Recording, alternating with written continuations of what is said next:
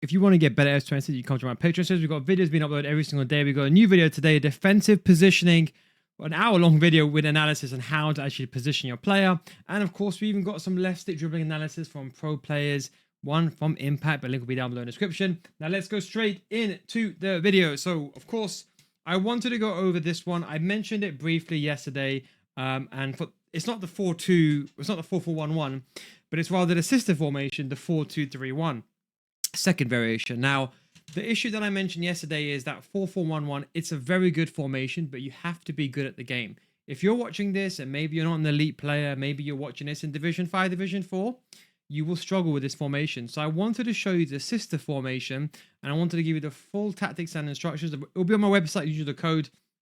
But of course, the most important thing is adapting it for your playstyle. Only a silly person would just copy it randomly and think that's going to change their gameplay.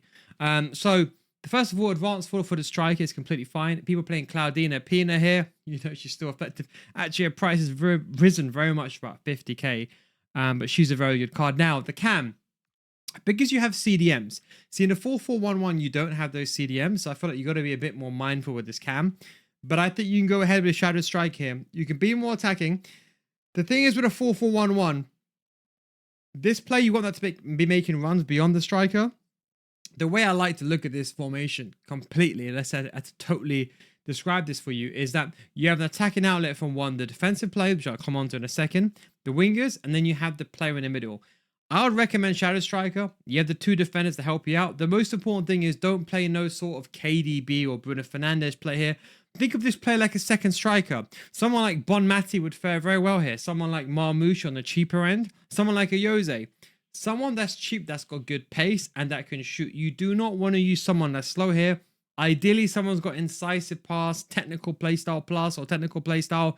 Those would fare beautiful in these roles. Now, for the left mid and right mid, we can go ahead and use inside forward. You could think of this basically like a 4-2-1-3, but left mids and right mids, the key benefit is that they do come back and help you defensively. In contrast to, for example, the 4-2-1-3, those wingers are much more wider and higher up the pitch. But with the 4-2-3-1 second variation, they're left mids and right mids. And a lot of people always ask me, oh, but why don't people use the 4-2-3-1? And it's true, they do use it. But as I mentioned yesterday, those cams, there's not enough cams on the market. There's Rayton, Marmouche, and Karchawi. That's the only cheap cards that are actually worth using. The rest, they're like 50, 60k, some of these cards. But the top tier cards, they're all very, very expensive. That is why you don't see the 4-2-3-1 with wide cams as often now. But eventually you would see it. It's just that there's not enough players on the market that's got pace. If you want to go ahead and use someone like 70 sprint speed, it's not going to work there. Then we got for the both CDMs. Now, I would recommend deep line. I know people, okay, I've seen as many variations of this currently existing, okay? I'm seeing, for example, deep line playmaker build up. I think this is wasted. You're asking me, I think it's wasted. I think you ideally want one of these players on a box crasher. The best player I've used on a box crasher this year is Patrick Guijarro. Number one, she's got the box crasher plus, and I put a hunter run on my main account. She's the perfect player to work as a box crasher, in my opinion. She's got the passing play styles, and she can shoot inside the box if you want her to. But a cheap option is someone like Mariona. Think of this player like the player going forward. That's the player driving into the box. Think of this like a box-to-box in a 4-4-1-1. In fact, you can probably make the argument that a box crasher has better movement than a box-to-box in a 4-4-1-1. I know it's ridiculous, but I think this box crasher, as I mentioned before the game even came out, when I tried this early access, best role, in my opinion, to really push those 4-2-3-1 and all those formations up. Now, if you want, you can still put one playing a deep line playmaker. I think I like it, but I think for most people, you're better off going with a deep line playmaker defend and having one that players on box crasher. If you're sitting here, you're like, you know what? No, I'm just struggling with defending. Please just give me the best solution defensively. Then go with something like this with two deep line playmakers defend. But I feel to really get the most of this formation, and you will know what I'm talking about. Maybe you've probably taken a hit now because you're one CDM going forward. But if you know how to somewhat defend and you don't make stupid goals, you don't give the ball away in midfield, do stupid things and start crying after. Let's say you do the right things, and sometimes we all make mistakes. That's completely fine. But let's say you like to be patient. You wait for that player to come inside the box. This player is perfect for that role. That's why I say deep line playmaker and deep line playmaker defend. Sorry, and a box crasher is fine. Otherwise, you can use build up. There's no harm in using build up.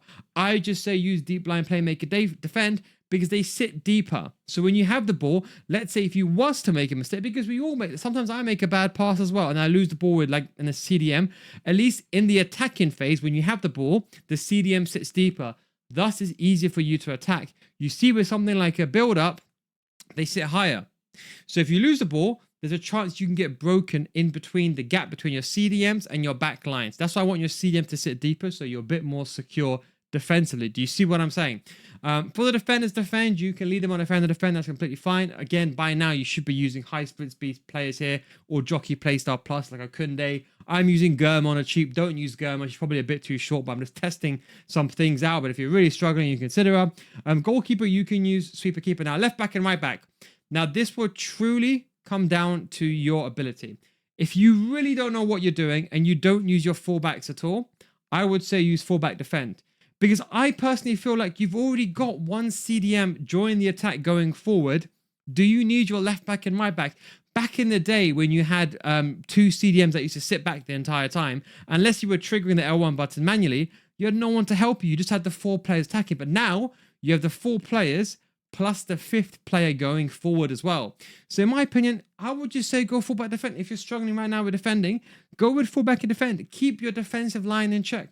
But anyone that's watching this that's Division 3 and above, I would definitely, I like versatile, but you can go with fullback balanced. But I actually like fullback versatile, but you can go fullback balanced. They're basically the same thing. I've already talked about this already, but basically, at least that way you have that support.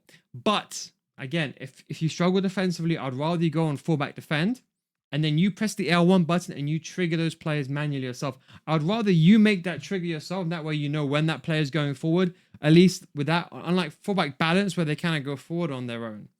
So that's one thing I would say. I would say you don't need to do any like attacking wing back, false back, nothing like that. You already have a box crasher going forward.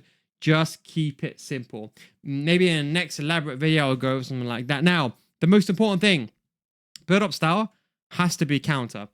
What you're watching is pro players who play on balance, and pros even use counter. But I think a lot of people don't understand is you're not a professional player, okay? These guys are using player lock every second. Forget a pro player, someone in a high-level elite player is doing player lock every single time. They're pressing the L1 button every single time. They're pressing the L1 button more than 90 times in a game, probably. I do it more than 90 times, probably do it even more. So they press the L1 button a lot of the time. So don't use counter. Now, for the build-up defensive approach, what I'm going with now, and what I think is probably the best, if you're asking me, I'm probably going towards 60. Now, this patch has come out. All it does from kickoff is it makes your team sit deeper. I don't think they fixed it. They just made your team a bit more compact. I'm going to be honest. Take a hit, take a yellow card. If in doubt, take them out is what I always say from kickoff.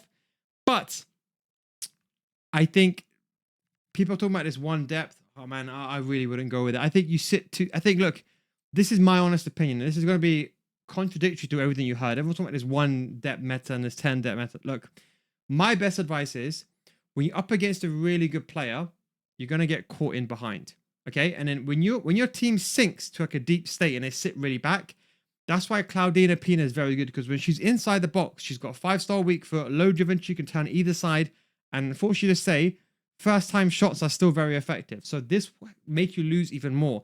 Most people, they panic when they're defending. I would much rather use something like 60 as opposed to using something like 10.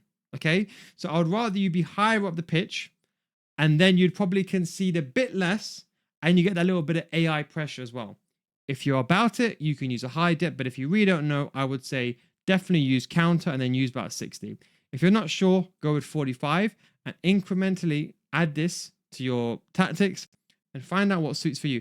If you're using this as, let's say, an attacking formation, you may put this on 60. Let's say you're using this to close out the game, maybe when you're 2-0 ahead, you may put this down on 40. So please adjust this for your own style. I would recommend 60 for a balanced system. For defensive system, I would say go towards 45 to 35, but I wouldn't go below that.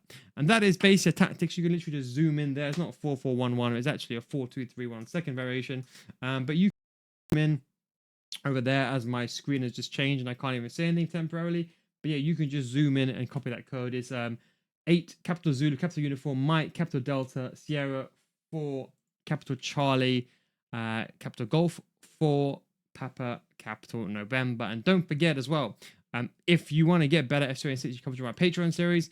We've uploaded quite a lot of videos actually very recently. If you're part of the Patreon as well, we got a full analysis on how Impact did his Leicester dribbling. You might have seen it on Twitter. And we're going over this, how he does those quick Leicester movement with the R1 dribbling. We'll go over that. We got some videos on how to control the speed, the running jockey, and probably one, I would say this video is recorded in rush, okay?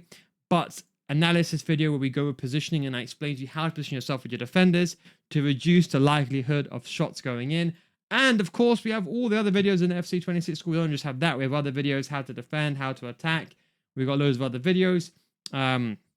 We've also got the meta mechanics series as well. So let's say you're like, oh, no, let me get the most wins this weekend league. I want to start abusing the game. We've got that. Part 2 of the playlock's going to be coming out soon, but we've got loads of videos there in terms of what the pros are using right now and what is very much meta. And of course, we have the squad builders and of course, the real life examples as well. One video that's been helping everyone is this video over here. I will tell you, this video over here is so important. We go over positioning, how players use it on the real life, and how it's used inside FC26. Anyway, look, links down below in the description, patreon.com/Nil Guides. If you don't get bet after 1 month, we will refund your money. That is the Nil Guides guarantee. You literally have nothing to lose. Links down below in the description. Thanks for watching. Take it easy. Catch you next time. Peace.